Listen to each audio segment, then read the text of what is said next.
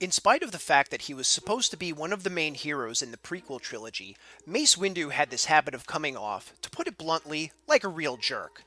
While much of it can be explained away as him trying to project the image of a hard as steel leader, he definitely wasn't the most polished guy when it came to people skills, and one of the people he seemed to grate on the most was Anakin Skywalker. The feeling was obviously mutual, because the fact that Mace never liked or trusted Anakin from the beginning came through clear as day. He seemed unconvinced when Qui-Gon brought Anakin before the Jedi High Council to recommend him for training, and he had an almost disgusted look on his face when he broke the news to Qui-Gon that the boy wouldn't be trained after all.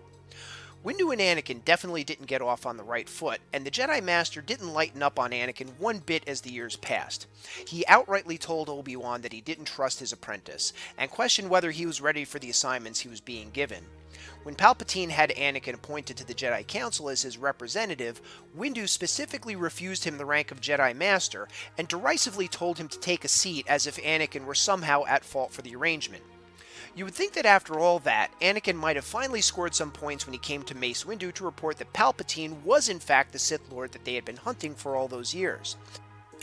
He didn't, because Mace made him wait in the Jedi Council chamber while he brought a team of Jedi to arrest the Chancellor himself. It seems odd that someone in Mace Windu's position would treat the Chosen One so badly, and with hindsight being 2020, you can see how his conduct became one of the key forces that pushed Anakin to the dark side. Mace Windu was the number 2 Jedi in the Order behind Yoda, and also its number 1 warrior, so why would he always come down so hard on the guy who was supposed to one day bring balance to the Force? Well, could it be that Mace Windu doubted Anakin because he believed himself to be the Chosen One? Is it possible that he thought he would be the one to bring balance to the Force, and that's why he resented Anakin, whom he regarded as an undisciplined pretender? Everyone else seemed to take it as a given that Anakin was the guy, but the evidence was there that Windu not only felt threatened by Anakin, but jealously held him back from his destiny to try to steal it for himself. Why would Mace Windu have such a profoundly overinflated self-image? Well, let's start with the obvious. He's an incredibly powerful fighter, the best in the Jedi Order, and one of the best in history of that organization. Part of that power was derived from his rare and complex Force ability to see shatter points, fault lines in people and events that could be exploited through use of the Force to achieve a desired end.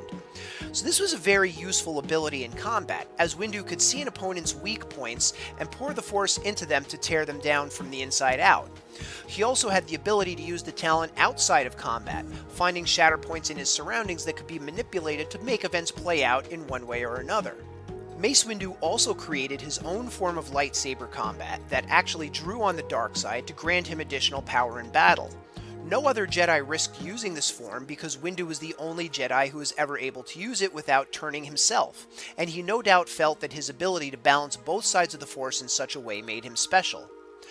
Then there was the fact that he was, of course, the second highest ranking member of the Jedi Order, and one day would be number 1 when Yoda died or retired or whatever Jedi Grandmasters do when they're finished. How could anyone but the top Jedi be the Chosen One, the man with the right stuff who could wipe out the Sith once and for all? The more you examine the situation, the more likely it seems that Mace Windu felt like Anakin Skywalker was stealing his thunder. It apparently didn't matter to him if the Jedi weren't supposed to be prideful or arrogant, qualities he derided in Anakin, by the way. He didn't spend his entire life working to attain everything he had so some hick from a 2-bit planet outside the Republic could show up one day, leapfrog him, and become the hero of the entire galaxy. Even though he may have convinced himself that he had good reasons for doing so, Mace Windu started cutting Anakin's legs out from under him every chance he got, no pun intended. Palpatine's comment to Anakin that the Jedi didn't trust him and weren't treating him fairly might have carried a lot less weight if Mace Windu hadn't shut him out the way he had. This literally continued up until the very moment Windu got himself killed. Despite the fact that the Chosen One from the prophecy was standing right next to him, Windu defied the devoutly held teachings when he tried to take it upon himself to kill the Emperor. Anakin was right. Killing an enemy in cold blood wasn't the honorable thing to do, and he knew that because he had just done it himself to Count Dooku, and he was convinced that the Jedi couldn't act legitimately without arresting and trying the Chancellor. For his part, Anakin respected Mace Windu, and desperately wanted his approval, but Windu never gave it simply because he didn't want to believe that Anakin was the Chosen One.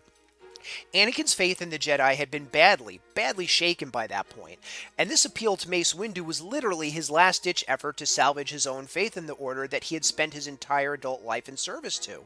It literally fell on deaf ears because Mace Windu was so focused on destroying the Sith and doing it himself that he didn't even seem to hear Anakin.